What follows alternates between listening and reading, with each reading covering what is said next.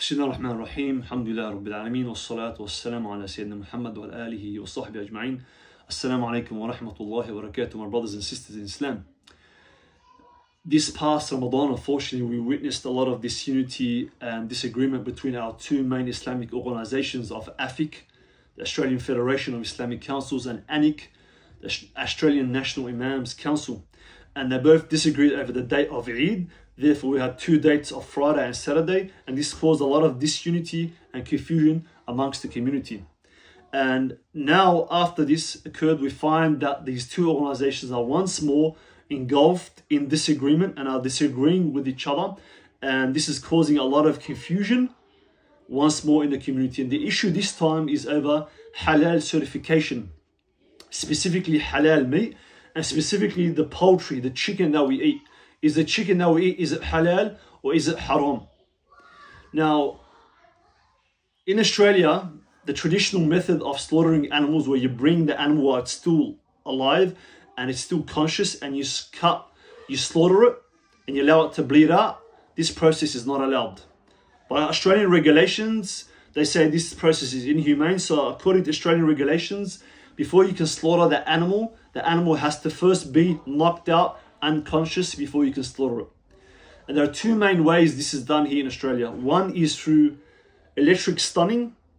They introduce volts and they electrically stun the animal, knock it out. It's still alive, but it's knocked out. Then they slaughter the animal.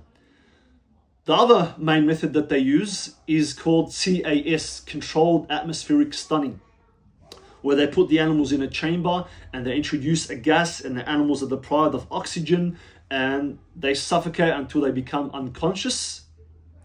And then the slaughterman comes and you're allowed to slaughter the animal. So these are the two main ways that animals are knocked out here in Australia before they're allowed to be slaughtered. Now the issue is over this method of gas stunning, and specifically the issue is the disagreement is over the chicken that we eat, the poultry, because the gas stunning method is mostly used for the chickens. The chickens are slaughtered in this way. First, they are knocked out through this gas, and then they are slaughtered. So ANIC released a statement earlier this week saying that this gas stunning process of chickens, it's haram because it's killing the animals. The animals are dead before they are slaughtered, and we know in Islam you're not allowed to eat dead meat. AFIC released a reply and said, no, we certify this method, this gas stunning method, and the animals are still alive, and we assure the community that it's halal to eat.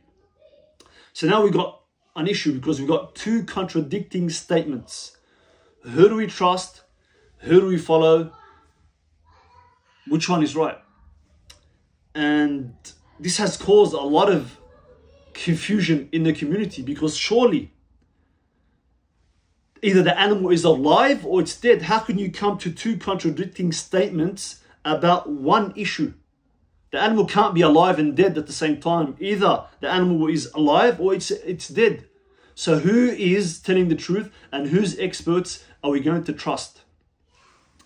And keep in mind that the halal industry in Australia, the halal, specifically halal certification, it is big business. There's a lot of money involved, millions and millions of dollars. Why? Because for non-Muslim companies to access the Muslim consumer, the Muslim market, the Muslims need to know that your product is halal. And how are we going to know that? We get Muslim companies that give halal certification. Once the Muslim sees the certification, you trust them and you buy their meat and you buy their food and their products. And so these companies look for halal certification.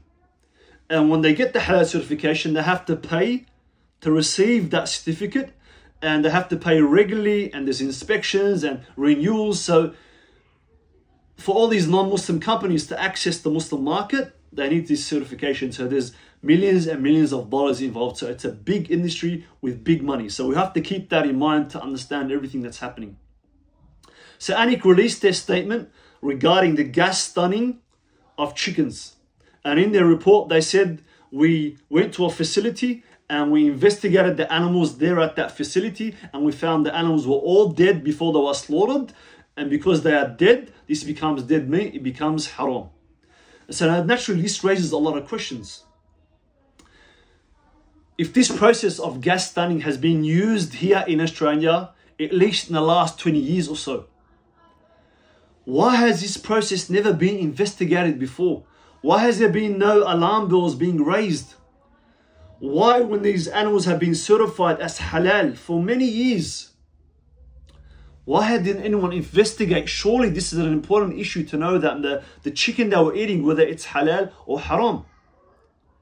Because they say that 2 years ago, there was a documentary that was released by the One Path Network regarding the halal industry, and they raised a lot of questions about what exactly is happening in the halal industry. There was a lot of alarm bells, a lot of issues, specifically with the gas stunning. Are the animals dying?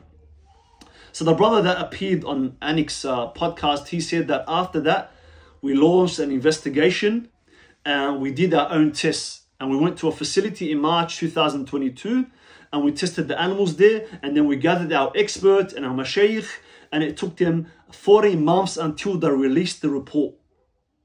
So we asked this whole time, even before this, why wasn't this issue investigated? Since the formation of Anik in 2007, surely someone must have thought that this is important, that this gas stunning process or any of these processes, are they actually halal or not? Should they be certified? Even when you reacted after the One Path Network, why did it take you almost a year and a half until you released the findings to the Muslim community? What is the timing? Why has it been released now? Why not beforehand? Surely it couldn't have taken you that much time for your experts to look at the findings since March 2022 and your mashayikh, and to reach an agreement and release a statement a lot earlier than this, because this is the meat that we're eating. So we asked the question, why have the findings been released now? Is there something else going on? And we asked the question to Afik at the same time. You say that this gas stunning process is perfectly fine and animals are alive before they are killed. But now we find out all around the world, the halal certification organizations, the halal industry in the Muslim world, and their mashayikh, they've all deemed this process to be haram, and they prohibited its use because it's killing the animals. So if overseas this process is not used, and the mashayikh have deemed it as haram, how is this process, this gas stunning process, being used in Australia? What has changed in Australia that has made this process halal when all these other organizations in the Muslim world have refused to use it? Is there something else going on? Explain this to us. What exactly is the difference in Australia that allows you to use this process? And so we say to both sides, it's not just, we know it's not just about a dispute of whether the chickens are alive or dead. The halal industry is big money. And the timing of this whole discussion is very problematic. So what is going on is one side trying to discredit the other side, to assume more authority in this area, to win more contracts, to be the main body in front of the Australian government, the main body that gives halal certification. Because if you're the main body and if you're the main guys and you discredit the other side, there's millions and millions of dollars in contracts to be won out of this whole process. So this raises a lot of problematic questions from both sides. And we ask you, for the sake of Allah, ever since the creation of Anik in 2007, when Anik was formed, Anik appointed a mufti and Afik appointed a mufti, and you both started clashing from that point, that either side refused to concede and say, look, at least let's work together. Let's at least work under one mufti so that we're united. Ever since that time that you clashed and both of you have appointed a mufti, and today there's two muftis of Australia. There's Dr. Abu Muhammad from Anik and there's Sheikh Abdul Qaddus from Afik. So from that time, since you've been in conflict, now this conflict has become public and apparent, and it's causing real harm to the community because it's affecting real issues such as Ramadan, such as Eid, and now to the issue of the meat that we eat. The community is losing confidence in its organizations. The community is losing confidence in its mashayikh. You are causing harm and confusing the community.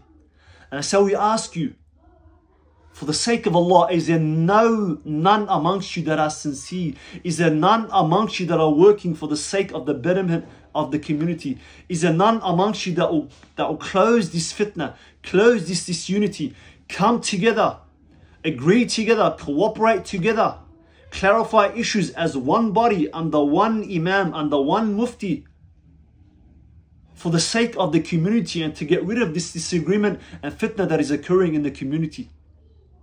Because it's time for you to repay the community. Because for years and years, all these Islamic organizations, you've been building mosques and masajid and organizations which we need. And each time you ask the Muslims and the community, and they give generously time and time again. But then you turn around and charge for everything, all the services. If we need a marriage celebrant, you charge for it. If we need to use a hall for katbat al-kitab or a marriage ceremony, you charge for it. If you need to use your gyms, you charge for it. If we need to use your facilities, you charge for them. If we need to teach our kids Quran, you charge for it. If we need to learn fiqh and sharia, you charge for it. So we ask, is there nothing that is being done for the sake of Allah subhanahu wa ta'ala? The community has given so generously. Will you not pay back? Will you not work for the sake of Allah? It is time for you to repay the community and lead this community. Stop this infighting. Stop this political struggle. Stop with every side wanting to, I want to have the biggest mufti. I want to have the leadership. I want to have the halal certification. I want to have the contracts and the funding. We ask you for the sake of Allah to kill this fitna and to kill this disagreement. And we call out to the ones in these organizations. We know amongst you there are sincere mashayikh, there are sincere da'is, there are sincere brothers, there are sincere sisters. Come forward and stop this fitna, stop this disunity, unify these organizations. We call out to the sincere ones amongst you, and we know you are there. Come forward publicly, and the community will back you and support you until you kill this fitna, and that you allow us to regain confidence in our mashayikh and in our organizations. Because we live here in the West, and we are under bombardment by the kufr ideas and the kufr ideologies. We don't have the luxury of being sidetracked by these issues. Our youth are being affected. We are using our youth to secularism, to liberalism, to haram, to sin. We are losing them. We are losing them by the penetration of the LGBT community that is causing confusion in the minds of our youth. We are losing them to mental depression, to anxiety, to stress, to suicide. We are losing them.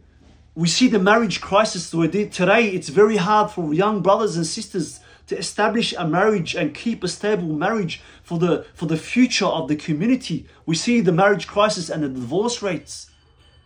So we ask you for the sake of Allah, to work for the sake of Allah.